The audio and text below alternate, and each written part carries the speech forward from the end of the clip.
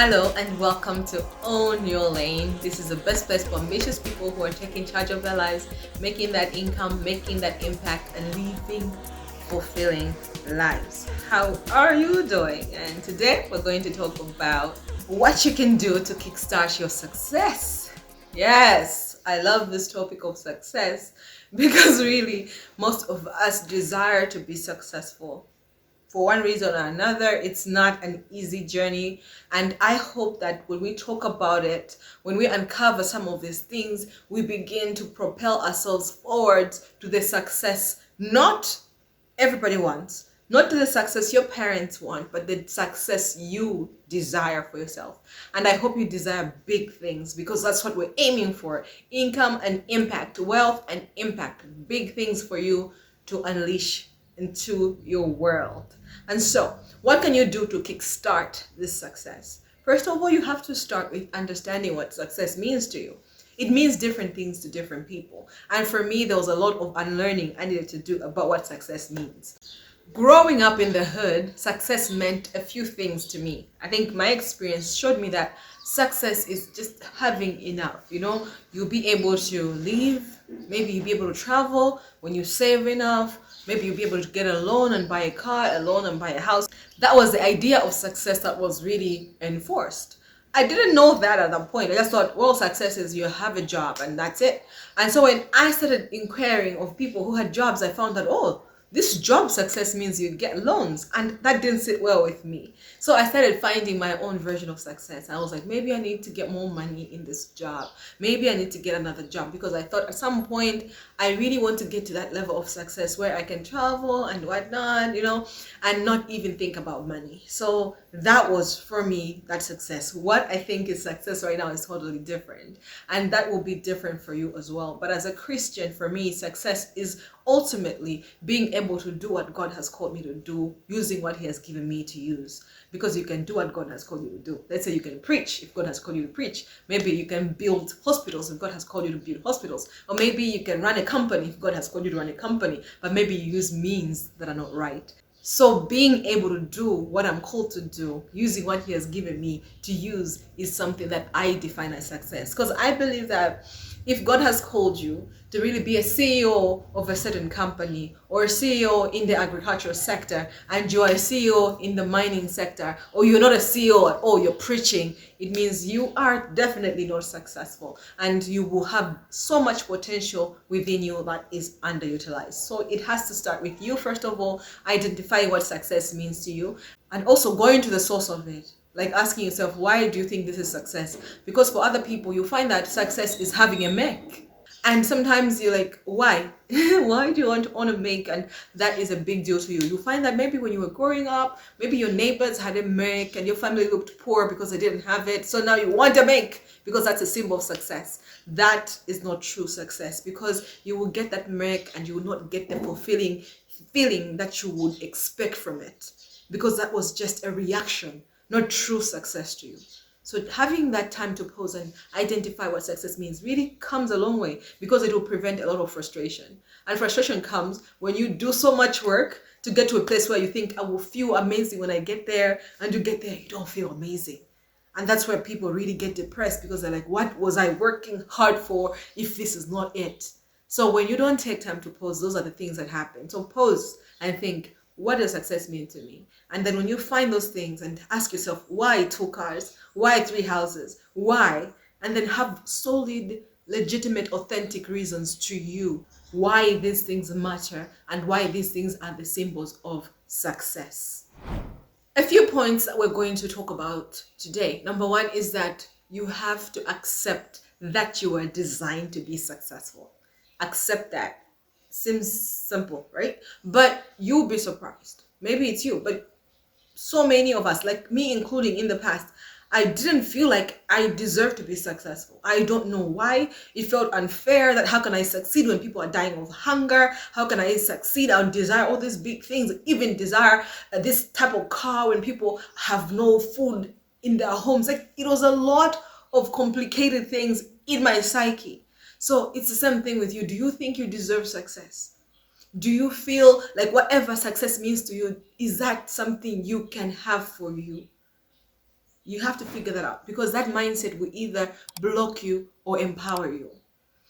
I liked understanding that I am not the solution of the whole world.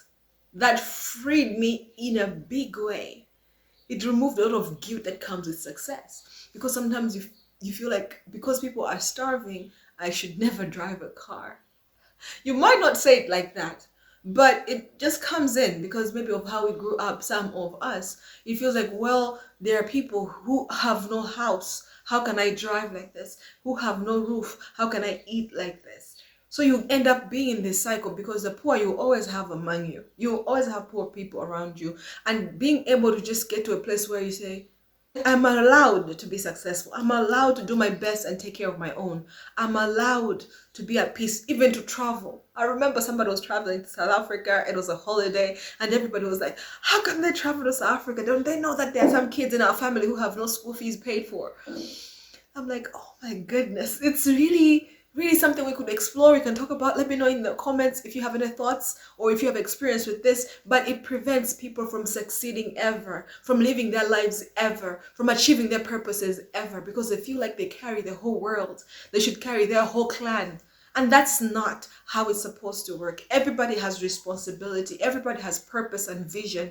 And your vision shouldn't be compromised just because there's somebody who is disadvantaged. I'm not saying don't help. I'm not saying don't support, but you have to be clear about how you can and what makes sense. Because I also know of family who couldn't send their children to fancy schools, because how can you send your kids to a school where if you didn't send them there, you could pay for school fees for the whole village? It is crazy, but it's a mindset that you have to acknowledge. I don't want to go very deep into it, but it is real. And so the first thing is, you might not relate to this, but there's some things you could relate to, some things that can come into your mind, why you feel like you don't deserve success, why you feel like you are not deserving of that thing that you desire. Really address them, because if they're in your mind and you believe them, they'll keep blocking you. You wonder why you're sabotaging yourself, why things don't work out, but it's your mind blocking that because you are failing to accept it. So that's the first step. The second step is for you to identify your uniqueness and develop it. Again, as we live in this world, we have standardized things. Standardize what success looks like, standardize what progress looks like, standardize what happiness looks like.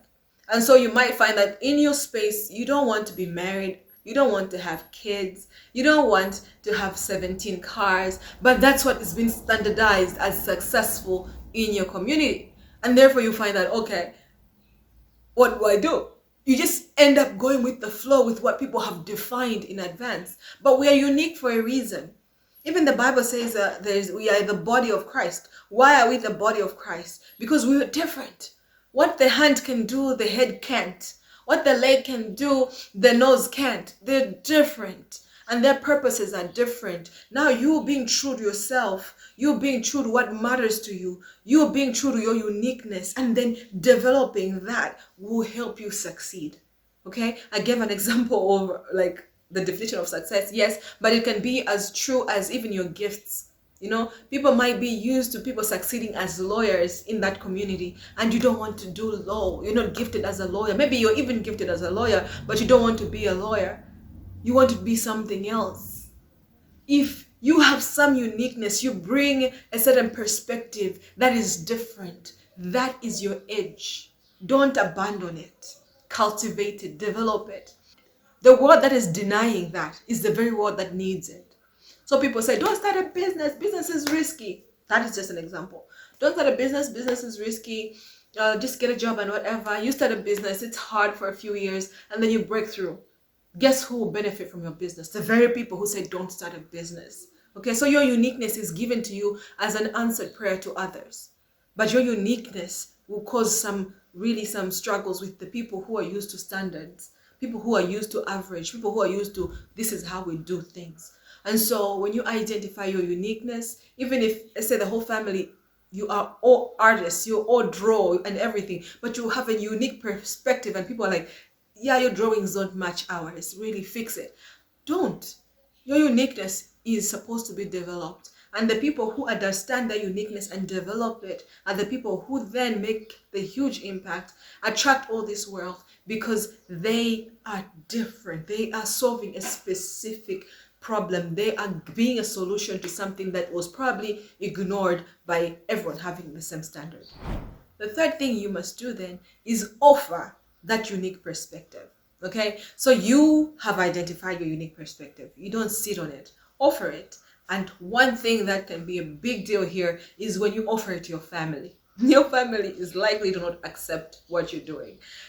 Well, some families are cool like that. They'll be like, yes, this is unique, well done. But most families will be like, no. And they don't mean to harm you. They don't mean to hurt you. It's just that they wish you the very best and they don't understand what you're doing. And so they're like, we can't support this because this person is putting themselves in danger of poverty or in danger of lack. They'll be stuck and stagnated. And they're thinking, now we're going to have to be supporting you forever. You see, they mean well. So when your parents tell you, don't go to art school, go to accounting school, they don't mean to harm you. They're just thinking, you know what, my son, I've seen artists, I know the struggle. Accountants don't, so go be an accountant. And I don't mean to say it's right. I don't mean it's correct. There are people who are accountants and they still struggle. We have talked about that on this show over and over. You can check previous episodes.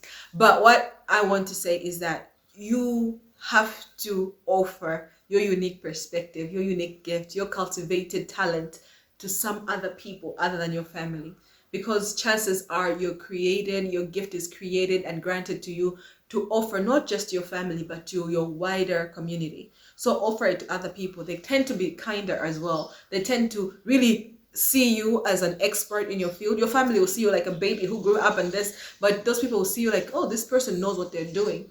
So take that gift, take that uniqueness and offer it to somebody else. Get opinions and don't be so sensitive about it.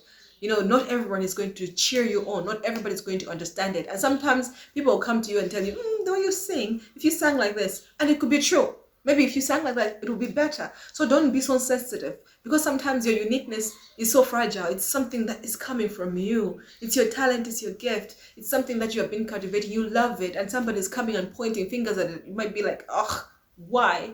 Don't point fingers and you might get offended and even maybe withdraw and never do it again. But don't, okay? You're on your path to success. Take criticism. Of course, some people just criticize to kill you. Identify that. Don't stop. Take the criticism, take the good, throw away the bad, and keep moving. But you won't improve on anything. You won't create your success just staying in the comfort zone of your family and acceptable friends. You have to get out there and test things out. The last thing you can do to ensure your success then is to systemize what works. All right, so you are testing your gift out. Systemize what works. I want to give it an example so that you can see how this works in action. Like for me, I'm going to give you an example of my fitness coaching program. So when I identified that I have a unique point of view in fitness coaching because of my story, okay, being overweight, having C-sections, having 2 kids, and then not wanting to cut out some food groups. So it's my perspective to this whole thing. Okay, so I took it and I was like, okay, I'm going to help people. My family thought it was a joke. You're an accountant. What are you doing? And again, I have learned to understand that they don't mean to harm me. They actually knew that as an accountant, you were making a lot of money. What are you doing with this? But I took that fitness coaching program public. And I got people who signed up for it and people who were into it, the people whose lives have been transformed by it now. So what do you do after it has worked and has proven that it has worked? You systemize it. Create a system around what works, because there'll be some things that didn't work. So keep changing. When I started my program, I was offering it at a low price. And I was also interacting too much with the people. It was exhausting. I was just one person. So I had to systemize something so that people can get supported by the system. At the same time, they can also get supported by me. So I'm not exhausting myself. So that's a system. So it starts being better. It starts creating income. It starts creating impact. And you can really scale it when you create a system around things. And when I say system, it might seem like, oh, it's this complicated thing. No, it's just being able to say a person enters, a person gets their program, a person starts working out. They meet me on the first stop. They'll meet me again on the second stop. And then they get their transformation. It's just you marking out how the process works. And as you see it, you might think this is disturbing the flow of the process. You remove it. It can be on paper. It doesn't have to be a machine or automated or anything, but systemize it so that you can see the system, you can perfect the system, and then you can then scale it and make the impact and the income that you desire. So there it is. Those are the 4 things that you can do to kickstart your success. Let's go through them again. Accept that you're designed to be successful. Number 2, understand your uniqueness and develop it. Number 3, test out, offer your uniqueness outside your normal circle. Number 4, create a system around it. I hope this was helpful for you. Let me know in the comments any point that you have pertaining to this, any question. I'd love to connect with you. There's a new episode on Tuesdays on YouTube and Thursdays on my podcast. The details are in the description below.